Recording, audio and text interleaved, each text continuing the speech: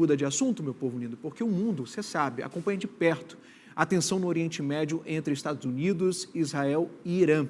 E as consequências de uma escalada desse conflito, elas podem causar impactos em vários setores que movem a economia global. Por isso, hoje o Manhã no Ar, ele conversa com o economista Tiago Veloso, que vai trazer para a gente um panorama econômico do mundo hoje e como a guerra acontece lá no Oriente Médio. Gente, como também isso pode impactar no bolso dos brasileiros.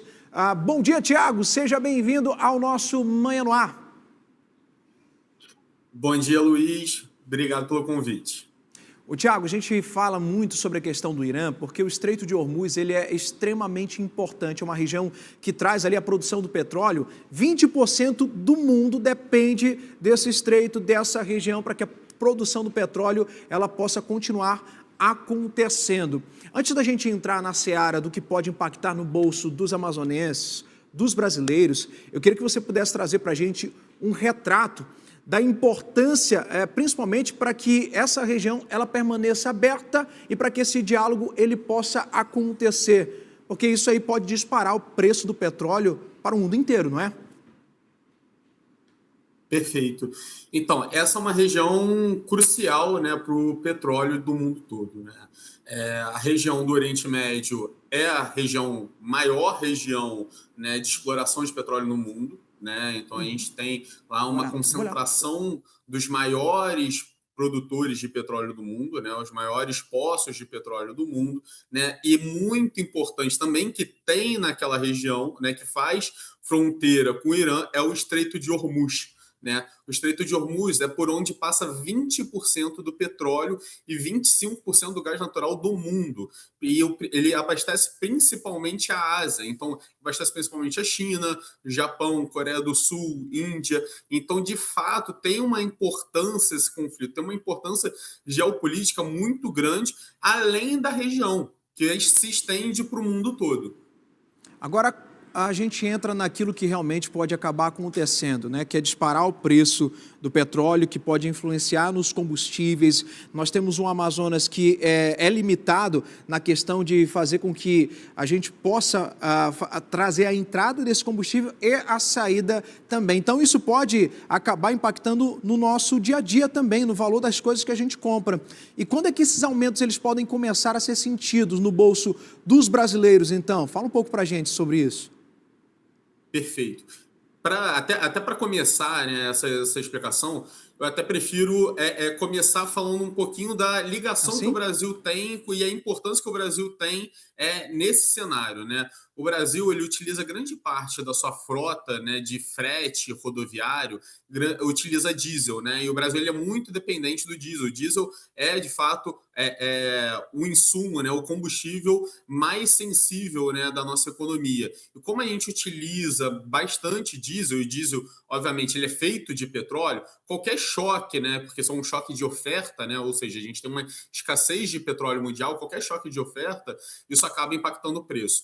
Qual o lado positivo aqui para o Brasil? A gente importa 1/4 só do diesel, só a gente traz de fora, o restante a gente consegue produzir aqui dentro. Ou seja, esse choque ele acaba não sendo, de fato, da forma dos 100% de fato que o Brasil utiliza do diesel. Mas mesmo esses 25%, a gente pode sofrer alteração de preço.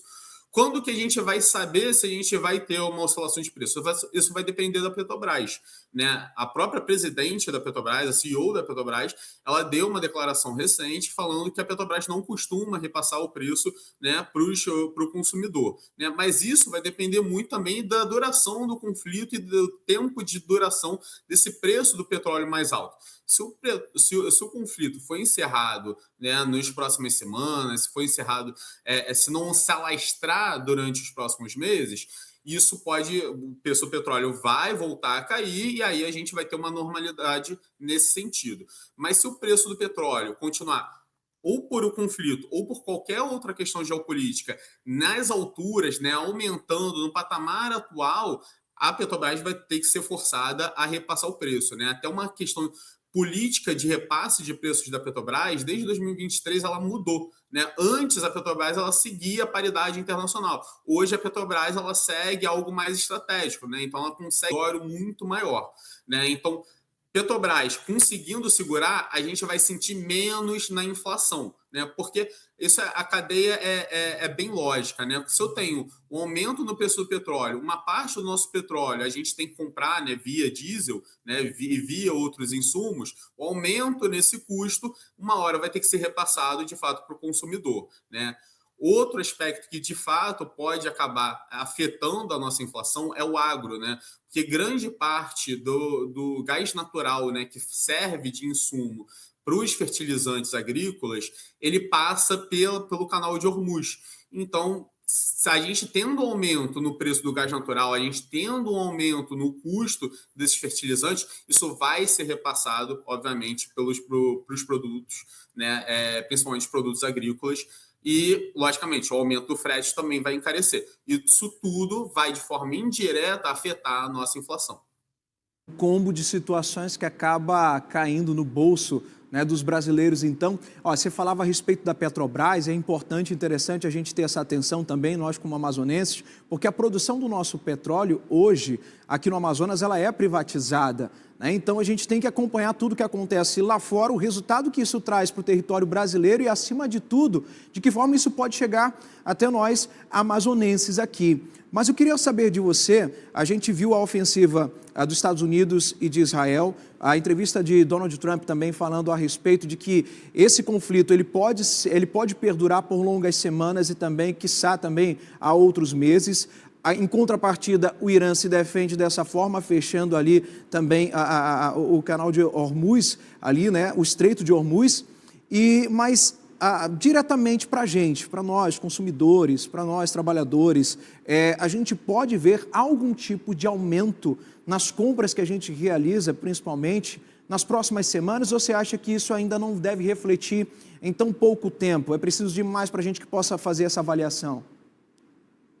Não, então, isso não, essa escalada no preço, a gente no impacto na nossa carteira, né, no nosso bolso, não é rápido assim, né? No primeiro momento, a gente tem, né, a partir do começo de fato do conflito, a gente tem o aumento no frete internacional, aumento no prêmio de seguro. Então, como o Brasil, ou seja, a gente importa muito pouco produtos da região, a gente é muito pouco dependente, isso acaba não afetando tanto a nossa inflação. Mas, obviamente, se o conflito escalar e se o conflito perdurar nas próximas semanas, cerca, né, de até 8 semanas a gente já consegue sentir um aumento, principalmente nos postos de gasolina, um possível aumento no diesel, né? Logicamente, isso vai depender da Petrobras, né? Então, vai depender, de fato, do quanto a Petrobras consegue segurar esse preço, né? E a gente tem um impacto, de fato, na inflação, a gente começa a sentir a partir do terceiro mês e daí por diante, né? Agora, se for um conflito, né, que tem uma duração mais longa, né? Até porque, quando a gente analisa o cenário do Irã, a gente não teve uma alternância de poder, né? A gente teve a morte, né, do Ayatollah Khomeini, mas a gente não teve nenhuma alternância de poder. O Irã, até por ser um país, de fato, bem conflituante com os Estados Unidos, ele já era bastante preparado a qualquer alternância de poder. Então, toda a estrutura política do Irã é bem preparada para qualquer, né, falecimento de líder, enfim. Essa alternância ela é feita até de forma rápida.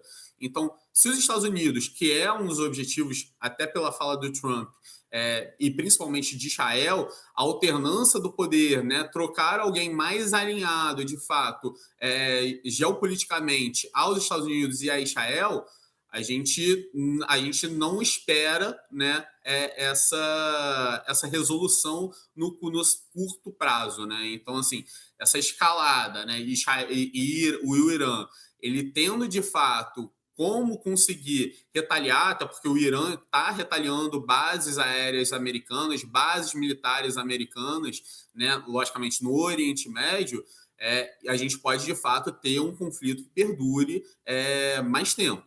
Conflito perdurando mais tempo. O impacto, certamente, a gente vai sentir maior na nossa carteira, no nosso bolso, mas esse impacto deve chegar a partir de um trimestre, né? A partir de mais 3 meses, esse impacto mais direto. Então, até algo que a gente tem que ter uma atenção. Mas, como eu falei, o Brasil ele tem uma dependência do petróleo não tão grande, né? A nossa principal dependência é cerca de 1/4, né, de fato, da nossa utilização de diesel que a gente importa de fora, né? E esse diesel ele vem principalmente dos Estados Unidos.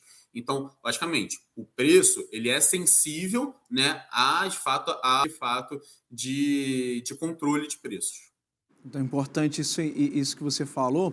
E olha, para a gente ir encerrando também, eu queria que você pudesse trazer para a gente um comparativo, né? Até para que a nossa audiência entenda o que de fato está acontecendo e de que forma isso pode influenciar, impactar no nosso dia a dia, que é a questão da relação entre o dólar alto, a inflação e a taxa de juros no Brasil. Como é que você pode explicar para a gente e para a nossa audiência essa relação?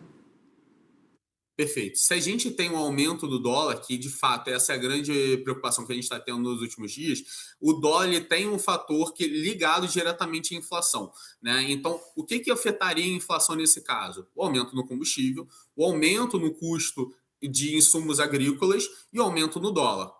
Logo, aumentando a inflação, a gente está num momento de corte de juros, né? Esperado que em março a gente comece a cortar juros, né? Inclusive está num patamar bastante elevado.